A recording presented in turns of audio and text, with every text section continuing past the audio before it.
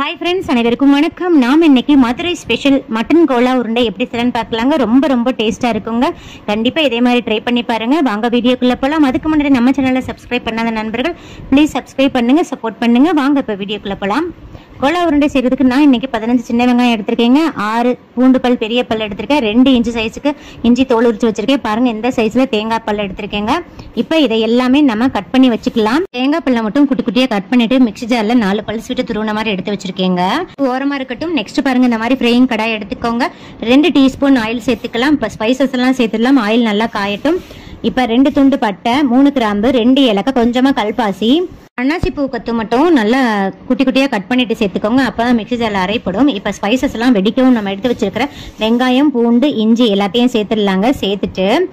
ஒரு நிமிஷத்துக்கு வெங்காயம் நல்லா வதங்கி கண்ணாடி பதத்துக்கு வர அளவுக்கு நல்லா வதக்கி கொடுத்துருங்க இப்ப நார்மல் டீஸ்பூன்ல 1 டீஸ்பூன் சீரகம் 1 டீஸ்பூன் சோம்பு 1 டீஸ்பூன் மிளகு 1 டீஸ்பூன் கசகசா நெக்ஸ்ட் 1 டீஸ்பூன் கொத்தமல்லி விதைகள் சேர்க்கிறீங்க நீங்க இந்த பொருட்களை எல்லாம் ஒரே டீஸ்பூன்ல தான் கலந்து எடுத்துக்கணும் நெக்ஸ்ட் காரத்திற்காக 4 மிளகாய் வத்தல நல்லா உடைச்சு சேர்த்துக்கோங்க 2 வதக்கு வதக்கிக்கோங்க நெக்ஸ்ட் 1/4 டீஸ்பூன் உப்பு 1/4 டீஸ்பூன் மஞ்சள் தூள் சேர்த்து ஒரு வதக்கு வதக்கிக்கோங்க நெக்ஸ்ட் பாருங்க 1/4 டீஸ்பூன் கரம் மசாலா தூள் சேர்க்கிறீங்க ஹோம்மேட் கரம் மசாலா தூள் தான் ஃப்ளேம் சிம்லயே இருக்கட்டும் இல்லாட்டி மசாலாஸ்லாம் தட்டுன்னு கறிகிறோம் கொத்தமல்லி தலையும் புதினா தலையும் தலா ஒரு கைப்பிடி அளவு எடுத்துட்டு நல்லா பொடியா கட் பண்ணிட்டு நல்லா வாஷ் பண்ணிட்டு சேர்த்துக்கோங்க இது கூடயே ஒரு கொத்து கருவேப்பிலையும் நல்லா குட்டி குட்டியா கட் பண்ணிட்டு சேர்த்துக்கோங்க 2 வதக்கு வதக்கிக்கோங்க நெக்ஸ்ட் கொஞ்சம் பெரிய ஸ்பூன்ல 2 டீஸ்பூன் பொட்டுக்கடலை சேர்க்கிறேங்க பொட்டுக்கடலையோட அளவு அதிகப்படுத்த வேண்டாம் நெக்ஸ்ட் நம்ம எடுத்து வச்சிருக்கிற தேங்காய் துருளை சேர்த்துடலாங்க சேர்த்துட்டு 2 வதக்கு வதக்கிக்கோங்க அவ்வளவுதாங்க இப்ப நம்ம ஸ்டவ் ஆஃப் பண்ணிடலாம் இதை ஒரு பிளேட்டுக்கு ட்ரான்ஸ்ஃபர் பண்ணி நல்லா ஆற வச்சிருங்க இப்ப நல்லா ஆறிடுச்சு இதை மிக்ஸி ஜார்ல சேர்த்துட்டு கொஞ்சம் கூட தண்ணி ஊத்தாம நல்லா ஃபைனா அரைச்சிட்டு வந்து வச்சுக்கோங்க இது ஒரு ஓரமா இருக்கட்டும் நெக்ஸ்ட் பாருங்க நான் இன்னைக்கு 250 கிராம் கொத்துக்கறி வாங்கிட்டு வந்திருக்கேங்க மட்டன் கொத்துக்கறி வாங்கிட்டு வந்திருக்கேன் இதை வந்து எலும்பு ஜவ்வு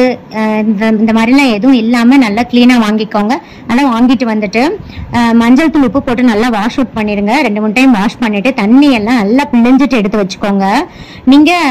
கறியா வாங்கிட்டு வந்திருந்தீங்கன்னா அதை வந்து நல்லா வாஷ் பண்ணிட்டு எலும்பு அந்த ஜவ்வு அந்த கொழுப்பெல்லாம் ரிமூவ் பண்ணிட்டு மிக்ஸில 2 பல்ஸ் விட்டு எடுத்து வச்சுக்கலாங்க நான் இன்னைக்கு கொத்துக்கறியாவே வாங்கிட்டு வந்துட்டேன் நெக்ஸ்ட் கடாய் எடுத்துக்கோங்க 1 டீஸ்பூன் ஆயில் சேர்த்துக்கோங்க இப்ப நாம நல்லா கிளீன் பண்ணி வடிகட்டி வச்சிருக்கிற அந்த மட்டன் அதுல சேர்த்துலாங்க கொஞ்சம் கூட தண்ணி இல்லாம ஒட்ட புழிஞ்சிட்டு சேர்த்துக்கோங்க மட்டன் வதங்குறதுக்காக கொஞ்சமா சால்ட் சேர்க்கிறேங்க கொஞ்சம் கூட தண்ணி ஊத்தக்கூடாதுங்க பாருங்க மட்டன்ல இருந்து எவ்வளவு தண்ணி வந்திருக்குன்னு இவ்வளவு தண்ணியும் நல்லா ட்ரை ஆகணுங்க அந்த அளவுக்கு ஃப்ளேமை வந்து மீடியம் டு ஹைல வச்சு நல்லா வதக்கி கொடுத்துருங்க தண்ணி அளவு கொஞ்சம் ட்ரை ஆக நீங்க ஃப்ளேமை வந்து மீடியம்ல வச்சுக்கோங்க இல்லாட்டி சட்டுன்னு கறிகிறோம் இப்ப பாருங்க தண்ணி எல்லாம் சுத்தமா ட்ரை ஆயிடுச்சுங்க இப்ப அவ்வளவுதான் நம்ம ஸ்டவ் ஆஃப் பண்ணிட்டு இதை ஒரு பிளேட்டுக்கு டிரான்ஸ்ஃபர் பண்ணிடலாங்க ஆற வச்சிருங்க ஆறிச்சு நான் மிக்ஸி ஜாருக்கு சேர்த்துட்டேன் இது கூடயே நம்ம ஏற்கனவே அரைச்சு வச்சிருந்த மசாலா பேஸ்ட்டையும் சேர்த்துருங்க சேர்த்துட்டு நல்லா விட்டு ஃபைனா அரைச்சிக்கோங்க விட்டு தாங்க அரைக்கணும் இப்ப பாருங்க நான் அரைச்சிட்டு வந்துட்டேன் நான் ஏற்கனவே அரைச்சு வச்சிருந்த அந்த பேஸ்ட்டையும் சேர்த்து தாங்க நான் மட்டன் கூட சேர்த்து தாங்க அரைச்சிருக்கேன் விட்டு தாங்க அரைக்கணும் ஒரே தான் அரைக்க கூடாதுங்க இப்ப பாருங்க நல்லா மிக்ஸ் பண்ணிக்கோங்க ஒரு டிராப் கூட தண்ணி சேர்க்காம தாங்க அரைக்கணும் கண்டிப்பா தண்ணி சேர்க்க கூடாதுங்க அதுல கவனமா இருந்துக்கோங்க நாம சேர்த்திருக்கிற அந்த வெங்காயம் அப்புறம் இந்த தேங்காய் அதுல இருக்கிற வாட்டர் கண்டென்ட்டே போதுமானதுங்க கொஞ்சம் கூட தண்ணி சேர்க்காம அரைச்சிக்கோங்க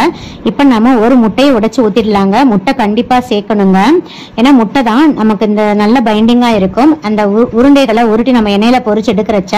கொஞ்சம் கூட பிரியாம வருங்க அதனால முட்டை கண்டிப்பா சேர்த்துக்கோங்க முட்டையை சேர்த்துட்டு நல்லா இந்த மாதிரி மிக்ஸ் பண்ணிட்டு கை வச்சு முட்டை வந்து எல்லா இடத்துலயும் ஸ்ப்ரெட் ஆகிற மாதிரி நல்லா பிணைஞ்சு கொடுத்துருங்க இப்ப பாருங்க நல்லா மிக்ஸ் பண்ணியாச்சு இப்ப நம்ம உருண்டைகளா உருட்டிடலாம் கொஞ்சம் கொஞ்சமா மாவு எடுத்து நல்லா இந்த மாதிரி ஸ்மூத்தா உருண்டைகளா உருட்டிக்கோங்க நீங்க உருட்டுற உருண்டைகள்ல எந்த இடத்துலயுமே விரிசல் இருக்கக்கூடாதுங்க விரிசல் இருந்தா கண்டிப்பா பிரிஞ்சிடும் பாருங்க இந்த அளவுக்கு நல்லா ஸ்மூத்தா உருட்டிக்கோங்க இப்ப எல்லா உருண்டைகளையும் உருட்டிட்டு காமிக்கிறேன் பாருங்க நான் உருட்டியாச்சு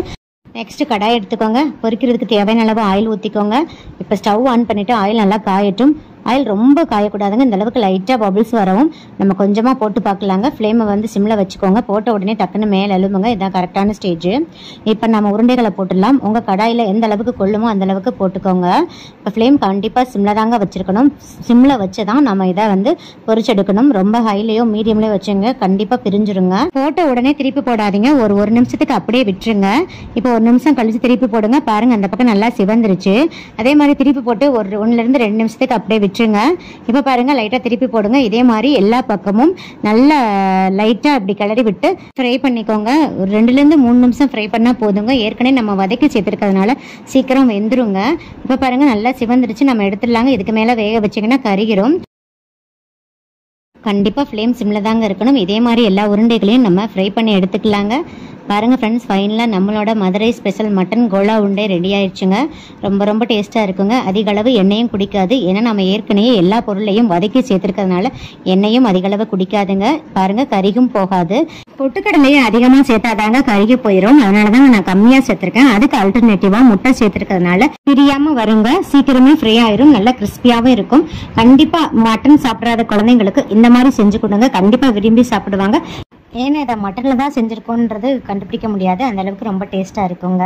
ஸோ மறக்காமல் இந்த டிஷ்ஷை ட்ரை பண்ணி பாருங்கள். இந்த வீடியோ பிடிச்சிருந்தா லைக், ஷேர், கமெண்ட் பண்ணுங்கள். மறக்காமல் சப்ஸ்கிரைப் பண்ணுங்கள். பக்கத்தில் இருக்கிற பெல் ஐக்கானையும் கிளிக் பண்ண மறந்துடாதீங்க. அப்போ தான் டெய்லி அப்லோட் பண்ணுற புது வீடியோக்கள் உங்களுக்கு உடனுக்குடன் நோட்டிஃபிகேஷனாக வந்து சேரும். சுவை அறிந்திட சுவைத்து பாருங்கள். நன்றி, வணக்கம்.